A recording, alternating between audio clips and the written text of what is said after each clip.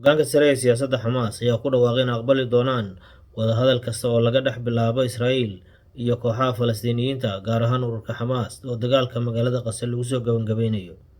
Mas'uuliyiin u hadlay ururka Xamaas waxay sheegeen in heshiis laga gaaro dagaalka magaalada Gaza iyo xabad joojin xilliga laga sameeyo ay soo dhaweynayaan haddii ay ixtiraamayso Israa'iil.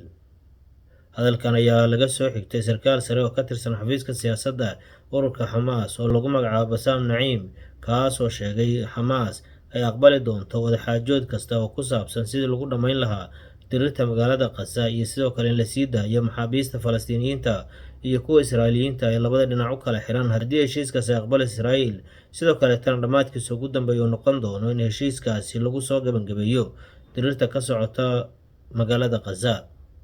Guddoominta hore u saarneyd magaalada Gaza iyo si la mid ah dagaalka hadda ka socda ayay Xamaas dhowr mar dalbatay in si rasmi ah loo dhammaystiro si ay u aqbalaan xabad joojin iyo heshiis laga galo dagaalka ka socda magaalada Gaza. Bassam Naciim sidoo kaleeta waxa uu hadalkiisa ku daray dalab uu u jeedinayo oo Xamaas ka yimid, kaas oo ay u jeedinayaan madaxweynaha dhowaan la doortay Mareykanka Donald Trump, kana dalbanayaan Israa'iil uu ku cadaadiyo sidii ay ku joojin lahayd dirirta iyo dagaalka ay ka wada magaalada Gaza ee shacabka Falastiiniyiinta ay ku dhimanayaan.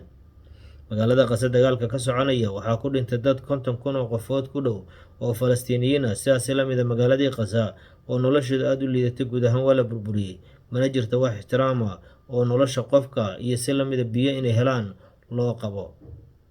Dagaalka ka soconaya Gaza dhibaatadiisa caalamka in badan oo ka mid ah ayay saameyn ku yeelatay, haddana Xamaas oo loo arkay inay dhowr mar ka hor timid xabad joojin ay soo jeediyeen dowladda Mareykanku ayaa markan waxaa kasoo muuqanaya ifaalo la xiriira in xabad joojintaasi aqbali karaan.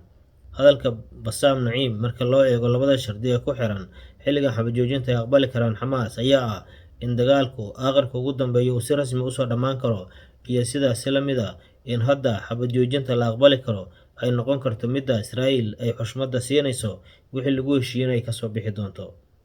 Madaxweynaha dalka Mareykanka Donald Trump ololihiisa intuu ku jiray wuxuu ballan qaaday in dagaalka magaalada Gaza iyo si la mid ah kan ka soconaya qaybo ka mid ah Yurub ee Ukraine iyo Ruushka sida ugu dhaqsiyaha badan uu ku joojin doono. Madaxweynaha Mareykanka Donald Trump waxaa laga soo xigtay isagoo dhahaya inta ololaha uu ku jiray, dagaal ayaa laygu bartay, waxaan noqon doonaa nabadoon ka shaqeeya joojinta dagaalada. Hase ahaatee ficiladii laga bartay Trump marka loo eego iyo saraakiisha uu maalmihii lasoo dhaafay u magacaabayay xilalka sarsare ee maamulkiisa ka tirsan, waxaa loo arkaa Trump hadalkaasi inuu ka yahay mid uu ololaha ku soo galay, muslimiin badanna codkooda waa ku soo helay. Saraakiisha hadda u magacaabay waxaa ku jira dad xag jir ah si aadan u taageersan jiritaanka Israa'iil iyo si la mid ah Israa'iil inay sii ballaarato. Isaga laftiisana waxaa lagu yaqaanaa qalbiyan inuu aad u jecel yahay Israa'iil iyo jiritaankeeda, wuxuuna u arkaa in xuquuq ay leedahay la xiriirta inay isdifaacdo. Isdifaaca maanta lagu talinayana waa midka magaalada Gaza lagu burburinayo, sidoo kaleetana Lubnaan iyadana dadkeeda lagu xasuuqayo. Taas ayaana la aaminsan Donald Trump inuu sii xoojin doono xaqa Israa'iil ay leedahay, oo maalmihii lasoo dhaafay qaar ka mid ah wasiiradooda ay ku tilmaamayeen in Donald Trump uu ka garab siin doono sidii daanta galbeed dhulkooda ugu darsan lahaayeen inuu xoogga sii saari doono. Hase ahaatee hadalkiisa la xiriira inuu xabadda joojin doono iyo aqoonsiga hadda uu garanayo in dadka muslimiinta ee Mareykanka ku nool, gaar ahaan gobollada Carabta ay ku badan yihiin, uu cod badan ka helay kagana guuleystay Kamala Harris sabab la xiriirta dagaalka magaalada Gaza ayaa waxaa la filayaa inuu xisaabta ku darsan doono, waana midda keentay hadda Xamaas ay ka codsadaan dagaalka inuu joojiyo, sidoo kaleetana Israa'iil uu ku cadaadiyo sidii dagaalka ay ku soo afjeeri lahayd.